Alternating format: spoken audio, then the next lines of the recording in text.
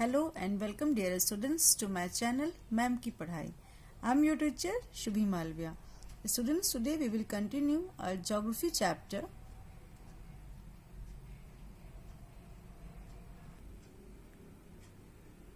Students, today we will continue second chapter of geography, natural resources, land, soil and water. Students, today we have to start from water resources. Water forms the basis of life. ये जो water होता है ये हमारी basic need होती है. The presence of water distinguishes our earth from other planet. About 71% of the total surface area of the earth is covered with water. हमारा जो अर्थ है इसमें 71% पूरा सरफेस पे वाटर है. Most of the water, about 97% on the surface of earth, is in ocean and seas. और इसमें से 97% ocean और sea के रूप में है. This water is saline and not fit for domestic agricultural of industrial purposes. और जो ये वाटर होता है ये फिट नहीं होता है या अच्छा नहीं होता है क्योंकि ये सलाइन यानी कि इसमें नमक होता है या ये सॉल्टी होता है, इसलिए ये एग्रीकल्चर, डोमेस्टिक या इंडस्ट्रियल पर्पज से फिट नहीं होता है. Water is useful to us in many ways. अब वाटर का क्या यूज है हम लोगों के लिए? First, water is quite necessary to quench the thirst of man, birds and beast. अब ये जो वाटर होता है ये हम इंसानों की, जानवरों की या पक्षियों की, सभी की क्वेंच मीन्स प्यास को बुझाता है. We need water in large quantity for irrigation to increase the agriculture production. और हमको वाटर जो चाहिए होता है मेनली इरिगेशन के लिए यानी कि खेती सींचने के लिए, खेतों को सींचने के लिए, एग्रीकल्चर प्रोड्यूस के लिए चाहिए होता है. Water is also needed to run our industries. और हमारी इंडस्ट्रीज को चलाने के लिए भी वाटर की आवश्यकता पड़ती है. When water is so important for all of us, have we ever thought what have we are doing with this important resources? इतना important होने के बाद क्या हम ऐसा सोच सकते हैं कि हम इस important resource के साथ में क्या कर रहे हैं? Are we not contributing to its scarcity? और हम लोग इसकी scarcity means कमी को दूर करने के लिए कुछ नहीं कर रहे हैं. Some scholars believe that in future the wars will not be fought for land but for water. और कुछ ऐसे स्कॉलर्स हैं ये सोचते हैं कि फ्यूचर में जो वॉर होगा, लड़ाई होगी पूरे विश्व में, वो लैंड एरिया को कैप्चर करने के लिए नहीं बल्कि वाटर को कैप्चर करने के लिए होगा क्योंकि उस समय वाटर बहुत कम अवेलेबल रह जाएगा. In such a state of affairs, we are forced to think as to what have led to the scarcity of water. इसलिए हम लोगों को ये सोचने पर मजबूर होना चाहिए कि हमें इस वाटर स्कैसिटी को कैसे रोकना चाहिए. Out of total volume of world's water, only 2.7% fresh water. पूरे वर्ल्ड में सिर्फ 2.7% फ्रेश वाटर है, मतलब पीने या यूज लायक पानी है. Against 70% of this water occurs as ice sheet and glaciers. और बाकी जो 70% है वो ग्लेशियर के रूप में अवेलेबल है. Thus the amount of available fresh water is very small. और इसलिए जो ये अवेलेबिलिटी है ये बहुत कम है. Ever growing population, greater demands of water leads to scarcity of water. और पॉपुलेशन के बढ़ने की वजह से जो वाटर की डिमांड है वो बढ़ती ही जा रही है.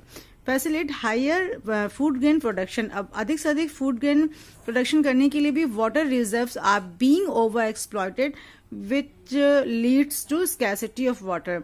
और अधिक से अधिक फूड के प्रोडक्शन के लिए भी वाटर के रिजर्व्स को हम अधिक से अधिक यूज कर रहे हैं जो कि हमारी स्कैसिटी वाटर को बना रही है.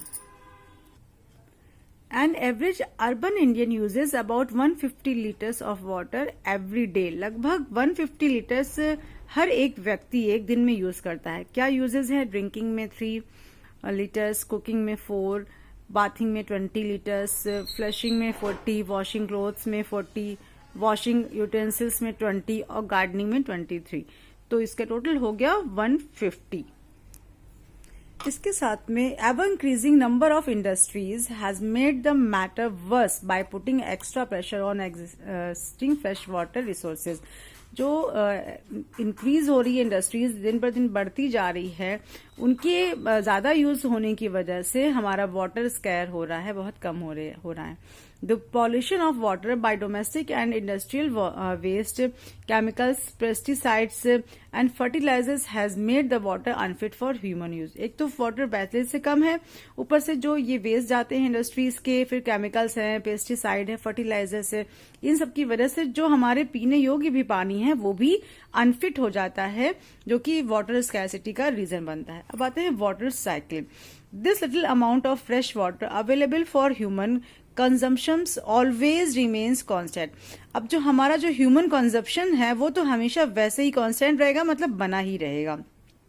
Its distribution is however very uneven because it is constant motion between the oceans, atmosphere and land through the process of evaporation, precipitation and runoff. This is reflected to as water cycle.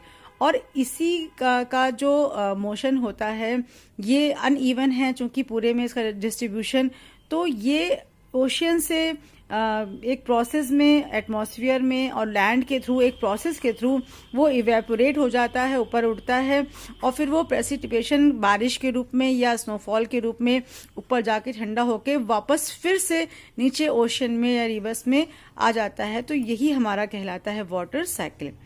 Water resources of India. अब India में water resources क्या है? Most important use of fresh water in our country is to irrigate the farmlands. हमारे यहाँ mainly जो water का use है वो इरिगेट करना है, किसको? फार्मलैंड यानी कि खेतों को। India gets plenty of rainfall from the monsoon. India में बहुत ज्यादा बारिश होती है, but it is not evenly distributed. लेकिन ये बहुत अच्छे से सब तरफ बराबर एक ही मात्रा में नहीं होती है।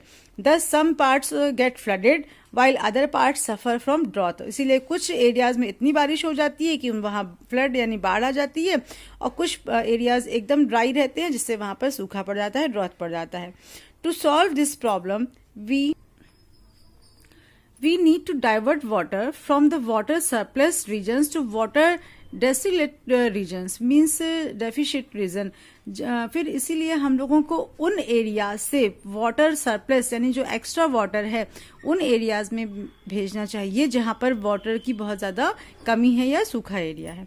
To produce more food for our increasing population, we need adequate and timely supply of water. और हमें अपनी प्रोड्यूस को अधिक करना है, फूड प्रोड्यूस को, क्योंकि पॉपुलेशन हमारी बढ़ती जा रही है, इसलिए हमको टाइम पर सप्लाई ऑफ वाटर चाहिए, सही, वो भी अच्छी, एडुकेट मीन्स सही मात्रा में। This can be done through irrigation, और ये सिर्फ इरिगेशन के ही थ्रू हो सकता है। The different sources of irrigation are canals, wells, tubewells and tanks. और जो अलग सोर्सेज हैं वाटर इरिगेशन के वो कैनल्स हैं, नहरें हैं, कुएं हैं, ट्यूबवेल है और टैंक यानी तालाब वगैरह होते हैं। Conservation of water resources. अब ये तो सीधी सी बात है कि जब वाटर की इतनी इम्पोर्टेंस है और वो दिन बर दिन कम होता जा रहा है तो उसको कंजर्व तो करना ही पड़ेगा, उसको बचाकर या सेव करके रखना पड़ेगा।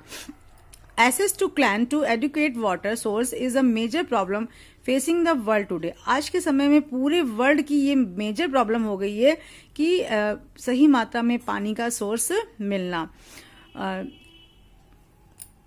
Steps have to be taken to conserve these dwindling resources। और इसके लिए कुछ स्टेप्स उठाने पड़ेंगे इस वीक रिसोर्सेज को कंजर्व करने के लिए। वीक यहाँ पर या dwindling यहाँ पर इसलिए कहा गया है कि जो वाटर रिसोर्सेज है ये प्रॉपर यहाँ पर डिस्ट्रीब्यूशन नहीं है हर जगह पर। Even though water is renewable resources, इसके बावजूद भी वाटर जो है हमारा रीन्यूएबल है, उसको फिर से हम रिन्यू कर सकते हैं। Discharge of untreated or partially treated scrap, agriculture, chemical and industrial influents in water bodies are major contaminants। जो हमारी इंडस्ट्रीज है यहाँ से अनट्रीटेड या पार्शली ट्रीटेड स्क्रैप मीन्स जो कबाड़ होते हैं उनको अगर अच्छे से नष्ट किए बिना पानी में मिला दिया जाता है या छोड़ दिया जाता है, या साथ में एग्रीकल्चर में जो केमिकल यूज होते हैं या फर्टिलाइजर वगैरह यूज होते हैं इंडस्ट्रीज में या एग्रीकल्चर में, ये मेजर कंटेनमेंट्स हैं, मीन्स मेजर प्रॉब्लम क्रिएट करते हैं जो कि पानी में जाकर मिल जाते हैं। Both surface and groundwater resources are getting depleted because the consumption of water is increasing due to growing population and better living conditions. और सरफेस हो और चाहे ग्राउंड वाटर हो, दोनों ही रिसोर्सेज में जो कंडीशन है वो डिप्लेक्ट हो रही है, मतलब बहुत ज़्यादा कमी आती जा रही है पानी में, क्योंकि जो कंजम्पशन ऑफ वाटर है यानी कि उसका जो यूज़ है वो बहुत ज़्यादा इंक्रीज हो रहा है, क्योंकि पॉपुलेशन हमारी दिन प्रतिदिन बढ़ती ही जा रही है. Pollution of water bodies make the water unfit for use. और जो पॉल्यूशन होता है वो वाटर बॉडी, जो थोड़ा बहुत पानी है भी हमारे पास यूज के लिए, उसको भी वो अनफिट बना देता है. To conserve our water resources we should stop the wastage of water. ये वर्ड यहाँ पर बच्चों गलत लिखा हुआ है, इसको यहाँ पे स्टॉप होना चाहिए. तो कंजर्व करने के लिए हमें रिसोर्सेज को वेस्ट नहीं करना चाहिए, जो वेस्टेज है वाटर का उसको स्टॉप यानी रोकना चाहिए. रीयूज वाटर, जो हमारा वाटर है, वेस्ट वाटर है, उसको रीयूज करना चाहिए wherever it is possible, जहां पर पॉसिबल हो सके. Rain water harvesting is another method to save surface run off and store water for the dry seasons.